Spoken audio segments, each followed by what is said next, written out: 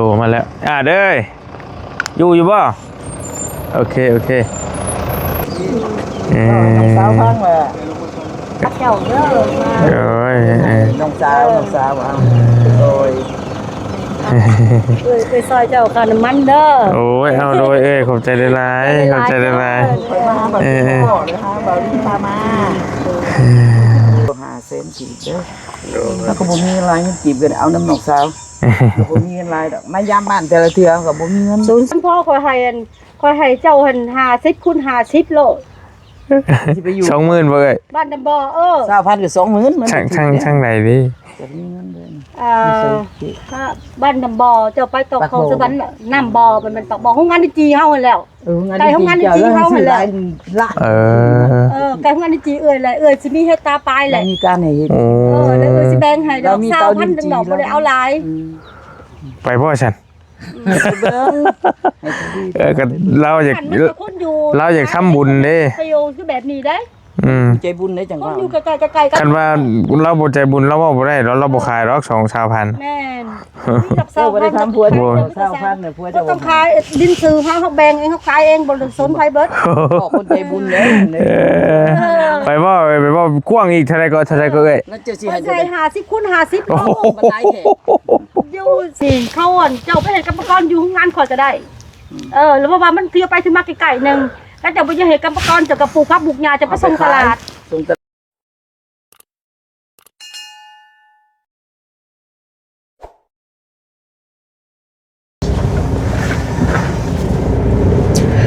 พี่น้องกับทักทายเนาะทักทายสบายดีและสวัสดีเนาะพี่น้องเนาะบรรยากาศตอนสายๆบัดสุขุทุกคนพี่น้องพอดีบรีเนาะออกไปข้างนอกแล้วกำลังจะเข้าไปหาไอ้อาจเนาะแล้วพอดีมีทั้งเมตู้หรือว่าเมบรีนี่แหละเมตู้น้องบิวเพิ่นโทรหาเพิ่นบอกว่ามีแขกมาหาอยู่เฮือนเพิ่นอยากไปเยี่ยมไอ้อาจว่าสันไฮบอรี่เขามาฮับเน่เนาะบอรี่ก็เลยเฝ้าเล่นเขามาพี่น้องเนาะเฝ้าเล่นเขามาฮับเพิ่นแหละสิให้เพิ่นไปเยี่ยมมันไอ้อาจมือสั่นเฮาหั่นน่ะจักเพิ่นมาแต่ทางใดมาแต่มองใดเจใดก็ไปเบิ่งน้ำกันก่อนเนาะนี่เด้เพิ่นมากันจักคน2 คน3 คนบ่ขับรถปาราโดมาเลยได้พี่น้องเนาะไปเบิ่งก่อนโอเคสบายดีเจ้าสบายดีเดี๋ยวจะไปดินสวรรค์เชนโนไปถามสบายดีโดยลูกโดยจะถามสบายดีบางทีเนี่ยเห็นเขาลงดังเลยแท้กำลังสิไปหาไอ้อาจกำลังหอดเฮือนเราเลยกลับออกมาโดยกำลังสิหอดเพราะว่าทางกันยากน้อยนึงนะได้เจ้าได้ไปเลยคนสิไปแบกกินข้าวแล้วจะเข้าไปหาเขาเลยจะออกเมื่อเดือนสิไปซื้อไปแต่โอ้ได้ไปเลยเนาะมาเด้อพ่ออ้ายพ่อน้องก็เอาแม่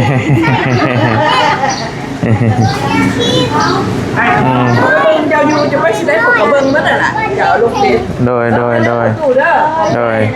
ดูแลแบบมื้อหน้าค่อยก็สิมาดินใหม่มาเป่าอ้ายเจ้านำมื้อหน้าเด้อโดยประสบผลไปปากเซ่พอดีเนาะ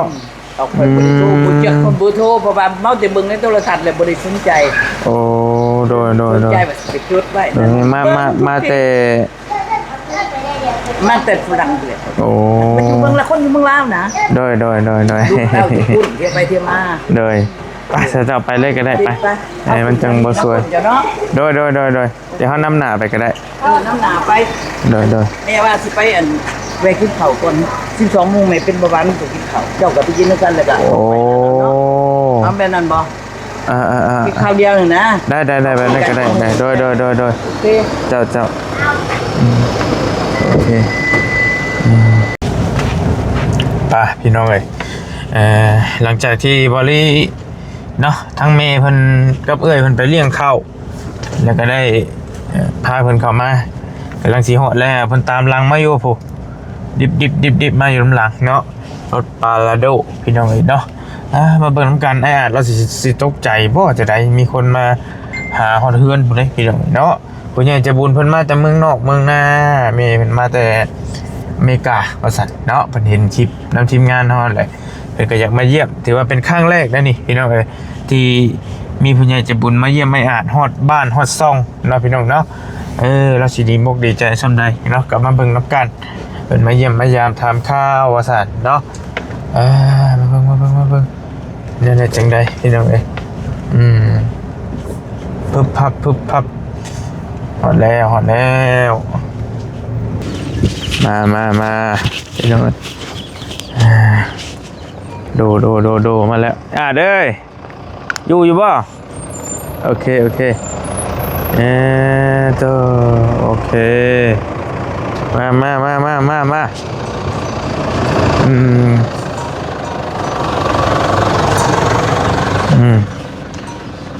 ลงมาต้อนรับเมย์เพิ่น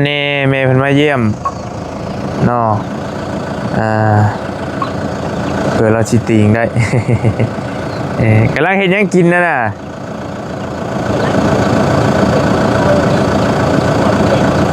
กำลังเฮ็ดข้าวให้มหาเล็ก โอเคมาโอเค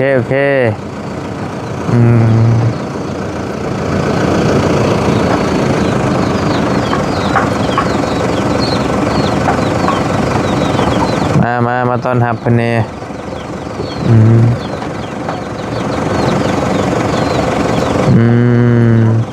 เอาสบายดีลงมาพี่เอ้ยลงมาก่อนนี่อยู่วะนี่ดีแล้วคนต้อมเพชรอะไรคอยดีเจ้าจะเป็นสาวพังแหละเรากำลังล้างมืออยู่เป็นยังดอกสวัสดีเจ้าบริสวัสดีเจ้าสวัสดีใส่ครูดีจังไหนจึงหูจักเจ้าเด้อน้องสาวเอาโดยไปซอยเจ้าค่าน้ำมันเด้อโอ้ยเอาโดยขอบใจได้หลายขอบใจได้หลายบ่าวพามาเพิ่นมาเยี่ยมเพิ่นมาแต่เมืองนอกพุ่นเอาแล้วอยู่บ้านคืนก็เลยอันน่ะมีห่มอยู่ใส่อยู่บ่ห่มไปยืนอยู่ห่มให้ก็ได้แม่ปะมอดรถจะมีมอดรถก่อนจังหน่อยก็ได้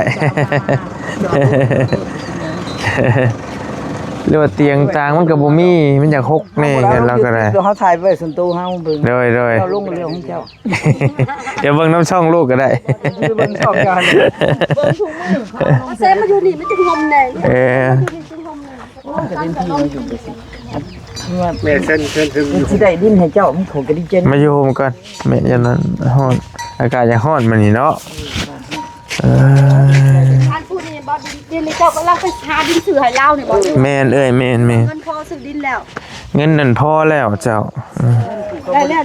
ยืนลงยืนได้บ่ยืนยอมได้แล้วเราบ่ได้นั่งเบื้องนี้มันสั่นนี่แหละมันเป็นโรคสั่นนะคนเงินที่เห็นบ่ดีเงินที่ซื้อดินน่ะพอแล้วเจ้ามีแต่หาเงินนั่นตื่มเลยก็ให้เราเฮ็ดเฮือนคันแม่นคันว่ามีผู้ช่วยเพิ่นมาตื่มก็เฮาสิเฮ็ดเฮือนเฮ็ดชานให้เพิ่นนั่นแหละพอได้อยู่สองไอ้น้องเรานี่แหละอันนี้เอื้อยนี่น้องบ่เจ้าดินยังได้อยู่ข้างในบ้านบ่อยู่ทางใดอยู่พุ่นบ่ได้แล้วบ่ดินอยู่ในเห็นบ่เพิ่นแบ่งให้เขาแบ่งให้หรือก็บ่รู้ว่าเพิ่นแบบนี้อยู่แบ่งขายให้นะว่าไงแล้วเมื่อใดซอยผู้นั้นผู้นี้เห็นใจตื่มก็ได้เดี๋ยวนี้มันได้เป็นดินของตัวเองก็อยู่ทาวรเลยเด้อยู่สำนี่ก็ให้ได้อยู่ย่อมือสุดศอกสุดแขนอันนี้ก็มาได้ซอยยังดอกมาถือทบิดมันจะมาดำกันดีใจแล้วก็มาเห็นคุปีเนี่ยน้อยเคยไปหาขายหันขายอยู่ตลาดตะลีเคยเห็นผ่านไปมาก็สิแม่นเฮามาคุปีนี่จากบ้านเคยเห็นแล้วนี่บ่ดูเพิ่นไปเคยไปตลาดตะลีเห็นเพิ่นผ่านแม่มาเรื่อยบ่จ้ะแม่นบ่คนละคนบัดจ้ะญาติคนละคนก็มาอยู่กับมากับน้องสาวอันนี้เป็นน้องลูกนะโอเคเอาอยากประกอบสวนโอเคเอาเท่านี้สิให้อันให้อีหยังซื้ออาดบ่ไอ้อาดแม่ชื่อหยังก็แม่เฮาลืมแม่น้อยเฮาก็สิให้เจ้า500,000กีบเด้อแล้วก็บ่มีหลายเงินกีบก็เอาน้ำน้องสาวบ่มีเงินเฮาก็เห็นเขาเจ้าเฮ็ดแหนมเบิ่งโอ้เขาจะไปทำบุญนำเราเด้ขอทำบุญมีหลายได้น้อยก็สิให้น้อยไปนี่แหละ ก็นอนไปเห็นหน้าก็ยังดีใจแท้ๆได้เพิ่นมาซอยมันยังก็ดี เลย เด็กก็บ่พอเพิ่น จนบ่ฮู้จักสิเว้าเทื่อฉันสิเฮ็ดจักว่าผิดว่า ไข่แล้วว่าเป็นไข่ว่าเป็นไข่ ก็หมู่บ้านหรือว่าสิไปเข้าน้ำเกลือหั่นบัดนี้ไปแล้วเพิ่นว่ามันไข่แห้งแล้วเพิ่นยัดซอกเลยแล้วบ่อันนั้นเพิ่นบ่เข้าให้แล้วก็ยาซื่อ เจ้ายาดีไข่ที่กินเขาบ่ให้บ่ยา กิน ปาราซิตามอลน่ะบ่ โดยกินยาซาร่ายานั่น ปลาละอันแล้วปลาละ ซาร่ายาปลาไปเลยนั่นแหละ ว่าสิสิก็ ไข่ แล้วไข่นอนไข่ ไข่ 2-3 มื้อ 8 มื้อ9 มื้อนี่แหละมื้อนี้ก็กินยานำเขา ไปส่องของเจ้า ไข่ ตัว เลย ใด นี่ก็บ่ได้ไปหาหาเงินนะ คนหา ไปหา มันก็ได้ กินเขาเลย เป็นภาษาไทยเลยมีอยู่บ่ เรียนเรา จะ ภา ไป ษา หาเงิน นี้ กินอยู่คนเดียว คือบ่เห็นบัดนี้ ไปอยู่ได้ ตัวที่บ่กดโลกให้บ่ ครับเด้แล้วก็ลินเทสนี่ยังเป็น ภาษาไทยโอเค โทรหาเอื้อยโทรหานี่เด้บนพึ่งใครอยู่ดีใจนำบ่พ่อของนี่นะ แม่นแหละแล้วก็ได้บุญแล้วนึงเจอผู้นี้แล้วผู้นี้ก็กระจายบุญไปได้บุญจริงมาหาเราได้ พ่อนี่ก็บ่ได้มาได้นี่ แม่นบ่ฮอดเราก็บ่ได้มาเขาบ่ฮู้จักเด้ อันนี้ก็น้อง เฮาก็บ่เคยเบิ่ง YouTube อยู่นั่นมีแต่เอื้อยเฮานี่ น้องผู้นี้ก็บ่มี เอื้อยเฮาเราเบิ่งเล่นละ บุญ เราจะ ถือมา บุญ ก็มีซื้อน้องมาอยู่หา เอาตัวเลย บุญผู้ที่จองมากับบุญเพิ่นจองมา นั่นแหละ เอื้อก็อยู่ที่หลายปีเลยเด้น้องก็ไปมาก็เป็นอันนี้แล้วก็มาพ่อเอื้อแบบนี้ เอาตัวเลย ได้บ่ บ่มันเข้ามาสิออกกันได้บ่กินนี่มันเห็นอยู่ เกาหลีแล้วก็ออกมา โอเค ขับซะก่อนยังมาเขาก็บ่ได้ซื้ บ่ได้เข้า YouTube ใหม่ก็ได้ เขามุกกับใจหลายซื้อหลายเงินเป็นบุญแล้ว กินข้าวกินน้ บุญหลายแล้วนั่นก็ซื้อ ำหลายค กิ น น ก็ เนาะ ให้อยู่ จะได้เนาะ ให้ซื้ออยู่ซื้อกิน เอ เล อย สาธุเป็นบุญเป็นกุศล สาธุเด้อ แห้งให้น้องให้นุ่งกับเงินไหลกองทองไหลมาบ่ได้ แม่นบ่รีใส่บุญนี่เลย มาคือน้ ดีหรือบ่ลีของเจ้าซื้อ บ่อันนี้พี่ชื่อช่องเขาตัวนี้อยู่ทางบ่รีใส่บุญหั่นน่ะแม่น ำแห้งหลายกว่าเก่า แม่น จนล้นจนเหลือได้บ่ให้น้องอีก กดติดตามได้อยู่บ่ มีแห้งมันยืนนั่นแหละสำคัญ แม่อายุมันคน อาจจะมาทำบุญมาต้องดัง ไป เด้ ทำบุญกันนี่แหละได้บุญนำกันเลยแหละเอาอยู่ดีมีแฮง บ่เคยมีแผนมาเยี่ยมจักเทื่อเลยเนาะ มาอยู่น้องบ่ บ่ได้ บ่ทางจุมเฮานี่นะพามานี่นะ ใหญ่ที่บุญน่ะนะ บ่ผู้ใหญ่ใจะบุญเพิ่นมาเยี่ยม ทานนี่แหละกันนะ โอ้ยอันนี้บังเอิญนี่เพราะว่าเบิ่งคลิปทุกคลิปเลยเบิ่งคอยว่าน้องมันสิพาไปเที่ยวหมู่ไผขอเลยว่ามันพันสิโนได้นี่ไปถามมาบ่เตียงก็บ่ได้ฮู้บ่เตียงฮู้แต่ในหน้าเพชรนั่นแหละ โดย นี่ก็เห็นเบิ่งเดี๋ยวนี้นะ อันนี้ฮู้จักกันนี่นี่โดย แม่เราเด้ ไปหาหอน อ้ายเห็นแล้วว่ารถเฮามาจอดกี่นี่ บ่เห็นขึ้นข้างในนั่งอยู่ข้างใน เฮามาฮอดหันต้นไม้หันกินนี่แหละพอดีแม่โทรหาว่าเพิ่นมาก็เลยกลับออก ข้างน้อยเนาะได้เห็น สาธุกับคุณเด้อเจ้าอันอยู่ดีมีแห้งอ่ะนะอยู่ซำนี้ก็ขอให้อยู่ดีมีแห้งเนาะสำคัญสำคัญอยู่ซำนี้ก็อยู่ดีใจนํแหละถามเธอนี่ว่าได้ยินแล้วดีใจนํแหละคันต่อไปมันทักสิคอยนั่นเนาะเขาก็มีหมู่มีพวกเบิ่งอยู่ก็สิบอกซอยได้ก็ซอยเล็กน้อยหลายคนผู้น้อยมันก็ได้หลายคือปวกมันเฮ็ดโพนหั่นแหละก็สิเอามาบาทเดียวผู้สิให้มันก็บ่มีให้ผู้เล็กผู้น้อยยอดไปหั่นนะ โอ้ยแต่เห็นหน้ากันหน่อยก็ถือว่าบุญแล้วมาไทยก็บุญแห้งแล้วดีใจ ผู้ แล้ว นี้ได้พามาคันสันไข่สิบไผ่อยู่ได้ดิต้องเป็นข้าวห้องท้องก็ทำเป็นเบาหวานนี่บ่ได้กินข้าวบ่ได้เด้ต้อง ก็แล้วสั้นอยู่สิแหละก็แต่ได้ตนจักสิเฮ็ดจะได้หยังบ่เศร้าแม่นบ่เจ้า เศร้าบ่ได้ เออ เศร้าเนี่ยกินยากับทุเลาก็มีพี่น้องผู้นึงเด้ โดย ลำบากอันนี้เพิ่นยังว่ายังหนุ่มยังสิทนได้หึงผู้นั้นนั่น80ปลายบ่80เกือบ90ซันอยู่นั่นบ่ได้สู้เด้ไปญาติตัวอื่นมาแสกอันนี้เป็นแต่เท่านี้พออยู่ได้ก็อยู่ไปแล้วบุญได้กรรมผู้บ่เป็นจักดีมันก็ยังอายุยืนก็มีอยู่ผู้บ่ยืนก็มีได้ก็บุญเฮา อยู่บ้านเฮามันร้อนอากาศ อากาศมันดี ถ้าวันหนาวนี่แฮงน่ากว่านี้แม่นบ่เจ้า แต่ผู้ดีๆนี่ก็ยังย่างมันฝืดเด้เจ็บหัวเข่าเพิ่นจังเฮาเฒ่ามาแล้วทนความหนาวบ่ได้แต่เฮากินบ่คือหมูเด้เฮาจะกินข้าวจะกินของกินลาว โดย พวกเขาอยู่พุ่นเขากินแต่เบิกแต่ชิดเบอร์เติ้ลมันแนวน้ำมันจะไปอยู่ในห่างกายเฮาเลยเฮ็ดให้มันทนความหนาวได้เฮาผัดบ่มากเด้ไปอยู่โดนแล้วไปใหม่ๆแฮงเต็กแล้วบ่ได้กินหัวข้าวเพราะว่าหยังมันกินบ่ลงนะมันบ่เคยกินแซ่บอยู่ข้าวจีกินตอนเช้า บ่เคยกินนั่นข้าวเช้าจังเทื่อดอกกินแต่ข้าวจีแล้วก็แล้วกาแฟนั่น มันจะกินเนื้อเนาะ บ่มีบนนั่งบนหยังช่ำเนาะสินะ พอยืนไว้จังหน่อยก็ได้ไปแบบยังเฮานี่เพิ่นหันตี ไปแจ้งกับยังลูก ได้อยู่บ่ยืนได้อยู่บ่ไอ้อาด สินั่งแล้วเปิด ได้นั่งก็ได้เจ้าหั่นนั่งลงก็ได้ จะมีหมายหนึงยาวๆ บ่เรานั่งอยู่ใส่ข่อยเห็นเรานั่งอยู่ข้างหน้ามันตากแดดได้ ก็บ่เอาอันนั่งมาให้เราบ่ดีใจแหละอันลีเอ้ยจะ โด พาย ข่อยมา โดย อยู่ดีใจเทื่อหน้าเทื่อในถึงสิคือถึงมานี่บ่ได้ถือยังมาตอนไผได้เขา ชื่ออยู่บ่เจ้าคันมาเองบัดนี้ มาเองว่า สงสัย ผู้เบิ่ง แจ้งออกมา ผู้ดีขับรถเป็นแล้วข่อยว่าเราถ่ายอยู่ไสบ่พอเลยสิได้โอ้พ่ออยู่เมืองอันนี้ข่อยพอ เราชื่ออยู่ เห็นบอกเห็นบ่ลูก คันอยู่เวียงจันทน์บ่ได้อยู่สวรรค์นี่เราไปได้มืด อืม เขาใหญ่อยู่ดีเด้ เจ้า นี่40 ปีเลยได้40 50 ปีเลย ดึงออกมาแล้วแม่เอาขึ้นมาบ่ให้เขาเป็นหยังกระเป๋าแม่แล้ว เอาเคยยืนมือ8ชั่วโมง เอา เขา มา ก็ นั่ง ยืน ดี แล้ว แด้ ที่ทางก็บ่มีหม่องนั่งเตียงตั้งแล้วก็บ่ บ่เคยเห็นอันสภาพแบบนี้แหละจังคิดว่า เจ้า อันผู้อื่นจะไปอันข่อยก็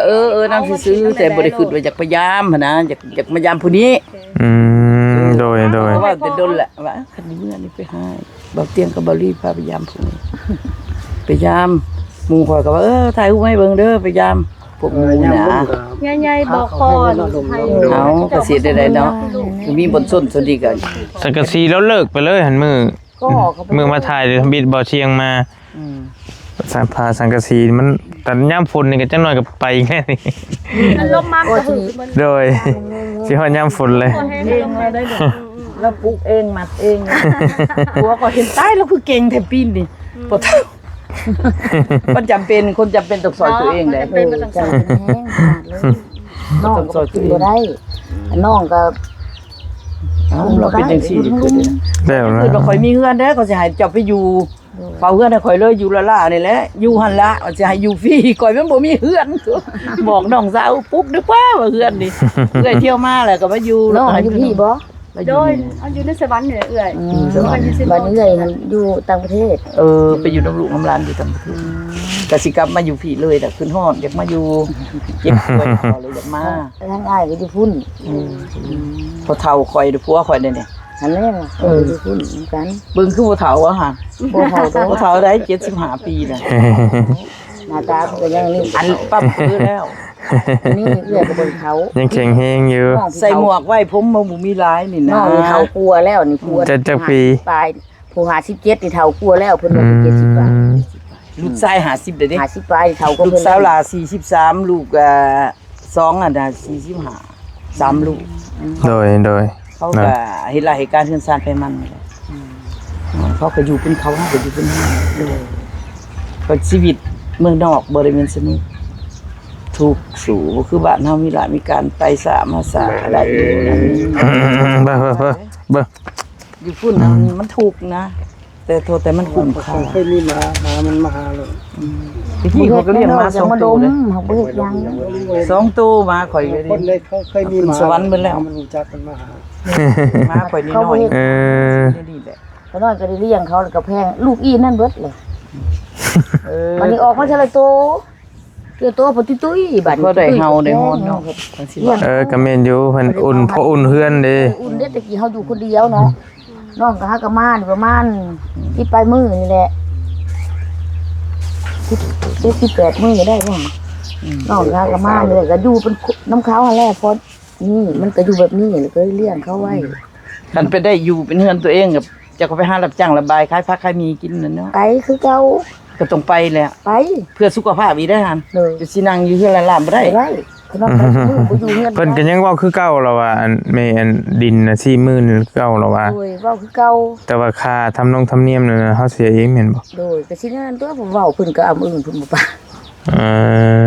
จักแม่นน่ะ40,000นึงก็ได้สำนึก 12คูณ15ทางกว้างน่ะ12เมตรทางยาวน่ะ15มัน 12 จังน่าเชื่อว่าดินทั้งดินบ้านเฮามันแพง แพงขึ้นยอดว่าเขาอยากว่าเท่าใดก็เว้าได้กับขายได้ก็ขาย แพงจังหน่อยอยู่ บ้านนี้ก็ไปขึ้นอีกอย่าง ทางใหญ่บ่ บ่ได้ใหญ่นะอยู่หิมทงหน้าพี่เนาะ โดย หิมนอกๆพี่ แต่คันไปขึ้นอีกอย่างก็ว่าแพงกับแม่นว่าบ่แพงกับแม่น ขึ้นไปบางเจ้าประเทศเขาบ่แบ่งจักที่ สำนาให้นึง เขามีแต่ตัดขายแต่ 12กูสิหาสำนา โดยจักสิได้ชำได้12เม็ด สำนาให้นึงนี่แด้นี่ ไปซื้อดินอยู่บ้านแถวบ้านน้ำบ่อบอกว่าสิขายให้20,000พ่อคอยให้เจ้าหั่น50คูณ50โล สิไปอยู่ 20,000บ่เอ้ย บ้านน้ำบ่อ20,000ก็20,000มัน ช่างใดดิ จะมีเงินเดือน ถ้าบ้านน้ำบ่อเจ้าไปตกคลองสวรรค์น้ำบ่อมันปากบ่อโรงงานจีเฮาหั่นแล้ว ไก่ของงานจริงเขาหั่นแหละ ละ ไก่ของงานจีเอ้ยสิมีเฮ็ดตาปลายแหละ มีการให้เฮ็ด แล้วเอ้ยสิแบ่งให้ดอก20,000นึงดอกบ่ได้เอาหลาย ไปพ่อฉัน เบิ่ง ก็เราอยากทำบุญเด้ ประโยชน์คือแบบนี้ได้ ใจบุญได้จัง คน ว่า อยู่ใกล้ๆกัน คันว่าเราบ่ใจบุญเราเว้าบ่ได้เราบ่ขายหรอก2,000 แม่น เจ้าบ่ได้ทำผัว20,000เนี่ยผัว ก็ เจ้า ต้องขายดินซื้อเฮาแบ่งเองเฮาขายเองบ่ได้สนไผเบิด บอกคนใจบุญเด้ ไปบ่กว้างอีกเท่าไหร่ก็เอ้ย นั่นเจ้าสิให้ ใส่50คูณ50โล มันได้แท้ อยู่ซ้ำ แล้วจะให้เจ้าเฮ็ดสวนเฮ็ดให้ทำกินเองหั่นแน่เจ้าจะบ่ได้ โธ่คัก ผู้พักบุกหญ้าแล้วไปส่งตลาด ได้เฮ็ดได้กินเด้ขายผักเด้เขามาซื้อก รร อยู่ ม สวน กร เจ้า อยู่ ก็ได้ อยู่หาดอยู่บอนคอยนี่เขาเจ้าไปเห็นกรรมกรอยู่งานคอยก็ได้หรือว่ามันเที่ยวไปถึงมาไกลๆนึงแล้วเจ้าไปเห็นกรรมกรจะกับปลูกพักบุกหญ้าจะไปส่งตลาด ส่งตลาด หน้าอันพักมันแก้วหั่นนะก็เห็นเบียดมาเฮ็ดเบียดน้ำข่อยนะเขากินเขากินแล้วเขาเอางามันเขาตัดแล้วเขามาปักใส่แล้วมันเบิร์นขึ้นไปขายมื้อละ130,000ไปส่งตลาดซื้อมันเต็มแล้วเขาตัดแล้วเขามัดไว้เมื่อคืนเช้าเขาส่งตลาดมาเขาก็เอา130,000มาพออยู่พอกิน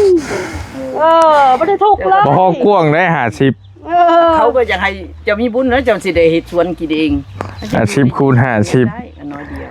น้ำเจ้า40,000เจ้าก็เหลือ20,000เจ้าเลือกเอาแม่นบ่เหลือ20,000น่ะเพิ่นเทื่อก็สิได้ปุ๊บเหลือแกน้อยอยู่ก็ดีกว่ามั้ย เลยไปบ่เอ้ยไปบ่คิดมาก่อนเด้อมื้อแรงนอนคิดมาก่อนเด้อพากันนอนคิดมาก่อนเด้อ บ้าน หลายคนสิเสียใจไว้ กันนาว่าพวกจะมีบุญแล้วมีคนมาใส่เพื่อน มันเป็นหมู่บ้านได้ ขออยู่ บ้านน้ำบ่อเลย 40,000 โดยไกลในเมืองหั่นแหละ ในหมู่สวรรค์เขตเท่านี้แล้วเต็มเป็นบ้านน้ำบ่อบ้านน้ำบ่อเขาไม่ก็โตบ้านได้โลดก็เจ้าอยู่เป็นหมู่บ้านได้โลดนี่บ่แม่นสิไปเปรี้ยวแบบนี้ ก็เคยไปน้ำเพิ่นอยู่เพิ่นตอนเพิ่นไปซื้อดินเขาปลูกอันไหนยังต้นยางพาราจะไปซื้อเอาเบิดเดินน่ะแล้วมาปลูกเห็ดเต้าดินจีขายดินจีสวรรค์เป็นผัวเราคุ้มขายเรานี่อยู่ในเมือง แต่ปลูกผักจะไปส่งตลาดนะจะบ่ต้องไปให้กรรมกรให้ไผก็ได้นะจะก็มีเงินใช้เลยนะถ้าดูสอบมาโหดพักไงมาแล้วก็ตัดเอาไปส่งตลาดตลาดขายส่งปุ๊บเอาเงินมาปรับโลด อยู่บ้านเจ้าก็ยังเพชรยังไกลดินกว้าง เอาเงิน20,000ได้ซื้อรถจักรคันนึงรถจักรเก่านี่บ่เกินดอก7,000 5,000 บาท จากห่างแล้วได้คันนึง นั่นแหละ ก็พอได้ขี่ ลูกน้องข่อยไม่ซื้อรถดินเก่าๆนั่นดอกจังได๋นี่แหละ3-4,000 บาทเลยเที่ยวไปเที่ยวมาใส่น้ำมันไปส่งพักแล้วมันก็กลับมา โดยบ้านน้ำโบทางไหนดิ จะไปบีบอินเทอร์เน็ตเบิ่งอะไร มันลงไปทางเส้นอันนึงพี่บ่เอ้ยหรือไปทางใด บ่เส้นอันนึงทางไปอันนั้นนาแกทั้งขัวไปไทยเห็นบ่ทั้งลุม โอ้ ทางไปนาแกละบ้านบึงทะเลละบ้านน้ำบ่อบ้านหัว ไกลบึง ซ่า ทะเลบ่ ไกลบึงทะเลน้อยนึงแล้วมัน โอ้ ไกลขนาดนั้นเอ้ยก็ไปน้ำเจ้า อันนี้ดอกใกล้ๆอันนี้เนาะมึงแท้ๆเลยอันนี้หั่น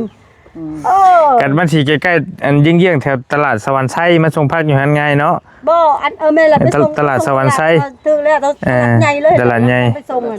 ก็เห็นลูกน้องคอยดอกมันไปส่งคอยจึงบอกให้เจ้าฟังว่าอ๋อก็บ่ได้ยากเลยอ๋อที่เฮาดูบุกค้าขาย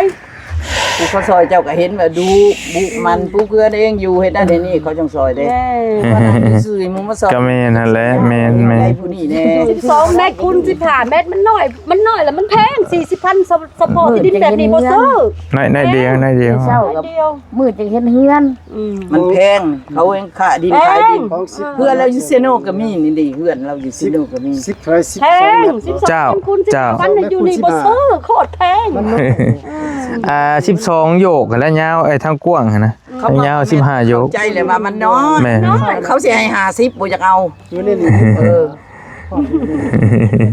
เจ้าของก็มาเองนี่ว่าด้านจะอยู่อะไรคือตัวเองคือตัวเองเขาว่ามักอยู่นี่ก็ ปรึกษากันก่อนก็ได้บ่เป็นหยังเป็นหยัง มีรถที่แล้ว มี เอา 40,000แล้วดิเขาบอก ไปสื่อเสามาตั้ง เสา เสา พันมาตั้งเสา บัดละ เสาก่อนชื่อนั่นชื่อ บัดนี้ผัดคืออยู่นี่มันผัดมันอยู่บ้านเราเองก็เราปฏิผูกพันอยู่นี้นะก็เข้าใจอยู่ทางเฮาก็บ้านเกิดไปอยู่พุ่นก็มันอาจสิบ่ลึงบ่ได้บัดนี้บ่ลึงหมู่ลึงพวกบ่ได้ แล้วบ้านนี่คนลาวคือกัน แต่ถามว่ามันไกลบ่สำหรับเฮามันก็บ่ได้ไกล ควายคือขอผัวควายเอาดินจีค้นไปให้เพราะว่าของกันดินจีคนมันไก่หั่นเด้ มีหลายทางที่ซอย เขาอยากซอยแบบจำนั้นเอาคือตัวเองเด้อ อยากไปอยู่ ขอยยังบ่มีปัญญาโทรเพิ่นเด้เพิ่นน่ะมันอยู่นี่เลยเด้ขอยมันเป็นอพยพเด้มันก็คำไซนอนหันกินเขาก็เหตุการณ์ถูกเด้8ชั่วโมงยืนกันแต่ว่าขานี่ยืนบ่อยากเที่ยงแล้วเดี๋ยวนี้ย้อนมันยืนหลายผัวนี่นางมาแมปบ่ได้เด้เขาจะยืนอยู่นั่นเด้8ชั่วโมงจริงจังนี่อยากนั่งพอแป๊บนี่บ่ได้เด็ดขาดต้องมีตังค์นั่งให้เรามันโคตรเขาบ่ได้มือนี่จนงอเด้ไอ้นี่มืองออย่างยังย้อนเฮ็ดเวียกทุกบ่แม่นสิเฮ็ดเวียกสบายก็สิได้ เอา เงิ มัน น เลย เขา อ หนึ่ ยู่ งเดื ใน อน รับอาหารบนไม้คัน12คน15แพงต่อพอแล้วนี่ซื้อ40,000บ่แพงบ่ซื้อแพง ก็ได้แล้วว่าให้ฟัง เจ้า ขายดี ใน ซื้อดี พุ่น จ้ะ 40,000แพง อยู่ใน คัน ดูอะไรเขายังจะบ่มี วันอื่นเนาะอยากอยู่ในบ้านตัวเองในบ้านเกิด เลยก็จังว่าเจ้า ก่อนจะไปซื้อ40,000แพง ไว้บน ค ก่ อ อย น เป็นคนขาดิ้งก็หูจักบ่ได้ถึงบ่ได้แพงก็หูบ่ก่อนแนมเบิ่งก็หูเลย โอเคเนาะอันนี้สั่งเดี๋ยวเอาน้ำมาใส่เพิ่นมาให้เสีย มีน้ำบ่ สิน้ำมันบ่เต็มแหละ โอ้ บ่ได้เอาเพิ่นเอา โดย คอยไปกินข้าวแล้วเอาเงินให้เอาไปซื้อเองยาแหละบ่จักสิซื้อ น้ำตาสิไหลเลยทั้งนั้น ไก่แล้วปลูกคักแล้วเพื่อสิส่งตลาดก็ไก่ย่าอยู่นี่คันอยู่บนก่อนตอนนี้เอาให้เอิ้นแล้วยันจะซื้อยากยันจะอันนี้ น้ำกิน ใจหลาย มันอยู่นี่มันใกล้จะหาเงินยาก เข้ามาโดยบังเอิญเฮาบ่ได้ตั้งใจเห็นนะคำบ่พอคนนี้ คนเคยบอกนี่ปลูกผักปลูกหญ้าขายได้เพราะมันใกล้ตลาดเด้เขามันจะไปส่งแล้วเขามาเขาบ่แม่นสินั่งตลาดขายเด้ตัดละมัดไว้แล้วไปส่งตลาดบ่มัดก็ได้ตัดเป็น ก็ไปหลอกถามเราเคยขายของตลาดแล้วก็ฮู้จักคุณไผสิเอาเนาะ อยู่นี่เราไปหอนตลาดสิโนไกลเติบ เฮาฮู้อยู่คันเดือนแล้วว่ามันใกล้กับตลาดสวรรค์ไซทางนั้นมันใกล้กับตลาดใหญ่ฮู้จักอยู่ ว่าอันบ่ได้ดินจีเจ้าดินกว้างบ่กว้างให้ข่อยไปอยู่ข่อยบ่มักอยู่บ้านนอกข่อยอยากอยู่กับตัวในเมืองข่อย เอ้ยอันขายดินจี้พร้อมเนาะเฮ็ดโรงงานดินจี้ ผัวเพิ่นเป็นเฒ่าแก่เจ้าดินจีเพิ่นเป็นเฒ่าแก่กันนี้ พักผ่อนและไม่ตะเที่ยวอย่าไปได้กันไป เฮ็ดหลายอย่าง พระกั้งกับลุงน้องเฮ็ดแต่ประเทศเอง โอ้ ลูกเพิ่นใหญ่มาแล้วลูกไปเที่ยวต่างประเทศมาเฮ็ด เจ้า สัตว์ขายเครื่องสำอางขายหยังทั่วโลกพุ่นน่ะขายปักออนไลน์หยังน่ะ เจ้า ลูกเพิ่นหมดเพิ่นก็พาเอื้อยไปย้อนเพิ่นมีเวลาแหละก็บ่ซั่นก็นั่งคดอยู่เฮือนน่ะสิไปใส่ขึ้น3ล้อบาทนึง50,000ไปไกลๆนี่ แม่น สองบ่มีแสนนึงโยม แม่นเจ้า ตายแสนนึงมันไหลเป็นเงินข่อยนี่บ่ได้สิกินข้าวอีกหมดมันบ่พอกินได้เมื่อได้อยู่บ่ได้เด้ อันนี้เอ้ยบ่สิพาไปเซบังไฟพุ่นเลย โอ้แล้วมื้อแรงสิพักอยู่ไสเจ้า เขาก็ไปฝากเงินเขาอยู่ โอ้กลับมาสวรรค์คือเก่าโอ้ ผักบริเซียข่าวของแรม อืม แล้วไปเสียหนึ่งบริอยู่คืนปุ๊บอีกนิดนึง โดย เรื่อยๆเป็นมีเงินรายหลังเพิ่นให้อยู่คอยประหยัดเงินรายอย่างคนมาเพิ่นมีเงินได้มาเสียเงินหลายเอาเงินค่าไฟเงินเดือน เบิ่งคักๆเบิ่งให้เราบ่ว่าบางทีเราบ่ฮู้เด้เจ้า โดยก็ช่วยกันเบิ่งอยู่ทีมงานหลายคนอยู่ก็ยังบ่ได้ซื้อให้เราแล้วก็สิคุยกันใหม่อยู่ แพงคันอื่นบ้านอยู่แถวนี่คัน40,000ละแพง แต่ว่ามันเป็นดินเพิ่นถมบ่อันแม่เพิ่นถมให้ข้างนี้แล้วเนาะแม่ทางน้อยเดียว มันยากแหละแพง แพงเขาบอกแล้วฟังโอ้ยเซโนทุ่งหน้าเปรียวเลยโคตร40,000มันแพงแล้ว ขึ้นดอกไฟไหม้ บ่มีเลย ใส่โซลาร์เซลล์ บ้าน2 โซลาร์เซลล์เอา เ ก็เป็นอยู่บนเล่าได้ไต่ไฟฟ้าได้หั่น ขน้อยก็ใส่ เพื่อนเพิ่นมี แถวๆนั้นเขามีไฟเบิดเขามีเสาไฟฟ้าเบิดเด้ มีน้ำประปาได้บ่ บ่น้ำประปาบ่มีมีแต่เจ้าน้ำสาง เจ้าน้ำสาง เจ้าน้ำสั่งเอา โรงงานเฮาก็ยังเจ้าน้ำสางโรงงานเฮาก็บ่มีน้ำประปาน้ำประปามันบ่ฮ้อน บ่ได้เป็นใส่ได้ โดยไปโอเคสิลาลมเด้อเพราะยังร้อยลักเลยเฮาสิไป ขอบใจได้หลายเด้อเด้อพ่อกับแม่ขอบใจได้หลายขอบใจได้หลายเดี๋ยวเฮาคุยกับเพิ่นจังหน่อยก่อน เขาสิขับรถออกทางใดนี่ เจออยู่บ่เจออยู่บ่ ทางออกคันบ่ เจออยู่บ่ จะสิออกไปนี่ เจออยู่บ่คันบ่เจอแล้วเฮาสินำ น้ำ ทางนี้ โอเคได้จ้ะโอเค อีได้มานี่ เด้อ ยังเลยเออ้าวอ อยู่มันยัง เป็นไรเด้อที่มาเก็บมา เปิด ยาม กินเป็นไข่ผัดซันก็ซอยยังบ่ได้ คนเก็บจะได้คงไข่มีเงินเลยกองทองไรมาเด้อทั้งเอื้อยทั้ง ง่ายถูกสาธุก้อนนั้นไล่ตอบสนองพวกเจ้าคือกันเกาหลีกับผู้พม่ากัน ขอบ เด้อ ใจได้หลายขอบใจได้หลายเจ้าขอบใจ จ้า โดย คุณเด้อบรีเด้อ ขอบใจ บุญดีๆเลย โอเคเฮาออกไปส่งเอื้อยกับเมย์มันก่อนเจ้าเก็บนั่นไว้ได้จะบ่ไปยังไม่ขึ้นได้แล้วขอบใจเมย์ เมสุภา เมย์ยังก็จะเมย์สมพานพอบุญปอนเนาะ น้องสาวอันสุจิรี เมื่อกี้นี่บอกชื่อคือกันกับพอลี่เลยชื่อเจลี่ลี่เพิ่นเนาะนั่นเด้อไปส่งเมย์มันก่อนเด้อนั่นแหละเฮาสิมาหาใหม่กันกับมือใหม่พุ่นแหละเด้อมีไผมาหาแล้วบ่มื้อนี้โอเคบ่เอาซื้อกับข้าวมาให้อยู่